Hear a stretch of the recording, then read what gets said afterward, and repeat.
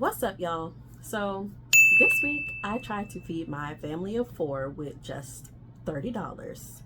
Now I got this idea from another YouTuber. I can't remember her name, but I'll be sure to put her down in the comments so that you guys can watch her video and attempt this task for yourself.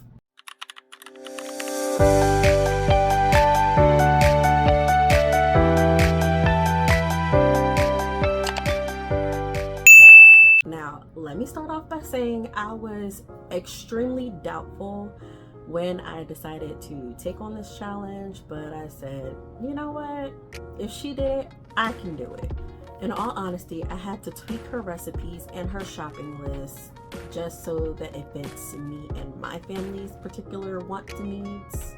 But fortunately enough for me, she does mention quite a bit in her video that the recipes can be changed for your family's specific needs. So to start off, my family does not eat pork. Just don't dig on swine, that's all. We ended up substituting with turkey sausage rather than pork sausage, which ended up being a little bit more expensive. Not too much, but maybe about $1 or $2 more expensive.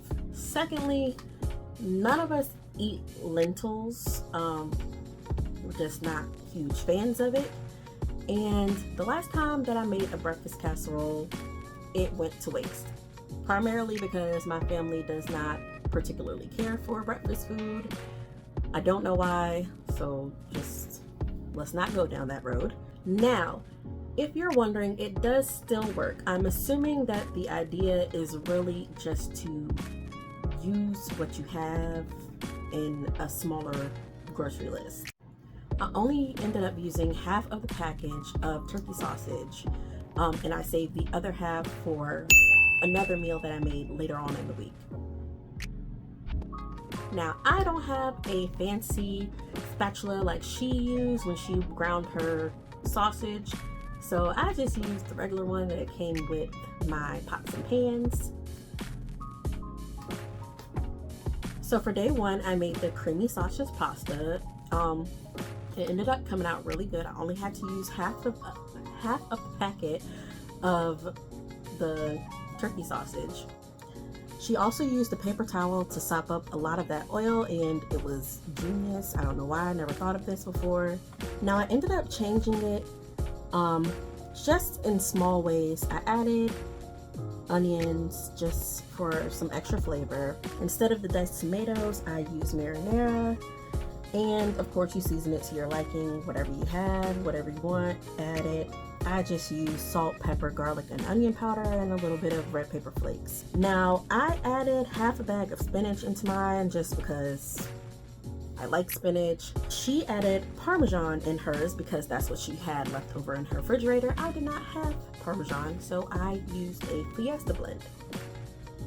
I won't tell anybody if you don't. Now, when this pasta dish actually finished, I was really skeptical because obviously I would have liked to have a little bit more meat, but for the sake of this challenge, I followed her directions and used half of it, and it still stretched extremely well. So we ended up having enough pasta leftovers for day 1 and 2. So day 1 and 2 was the creamy sausage pasta. So since we already had dinner for night 2, I decided to make a pantry staple dessert, which was bread pudding. And I ended up not making it how I normally would. I normally make a quick version with sliced bread, but I didn't have it, so I didn't have sliced bread. So I made one that's almost over 150 years old out of breadcrumbs. Now, this recipe is actually in a cookbook that was passed down from my great-grandmother to her first daughter, and eventually my grandmother ended up getting her hands on it, or a copy, and I just snapped some pictures of the pages and called it a day. Fun fact, my great-grandmother's aunt is the cook mentioned in this particular cookbook. Now, you can get this cookbook from off Amazon. It's like $45. I think there's only one left, but it's called 2 Centuries of Virginia Cooking, and that is what I used.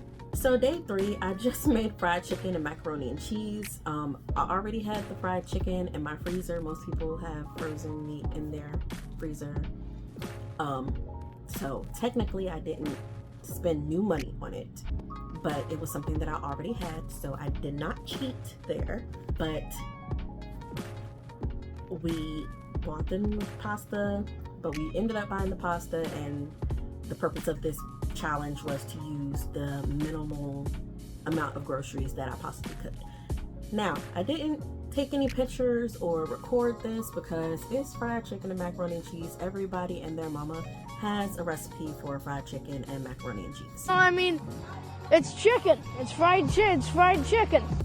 And I also don't want to put myself out there because I did not bake this macaroni and cheese. I was extremely lazy and we didn't have butter, so I just made it over the stove.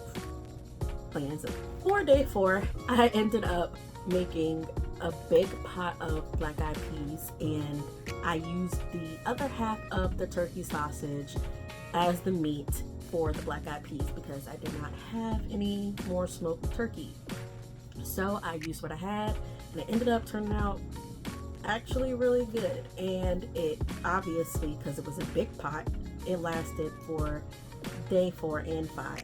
Now, day 6, she mentioned it to be special macaroni and cheese, as her family calls it. In my house, it's just tuna mac. It's nothing special. We actually eat it quite a bit on days where we're running low on groceries because we always have a can of tuna, we always have macaroni and some type of cheese in this household. So for day 6, we ended up just making the tuna mac. Now, because we make this meal quite frequently, I might add, my family was not thrilled about it because they're kind of sick of it. But I made it anyway for the sake of this challenge. Now, in total, I ended up spending a little less than $30 on this complete little miniature grocery haul. By day 7, we actually ran out of food for the grocery haul, so I ended up purchasing more food to make a completely different meal, which I'm not going to get into because it does not fit this particular video.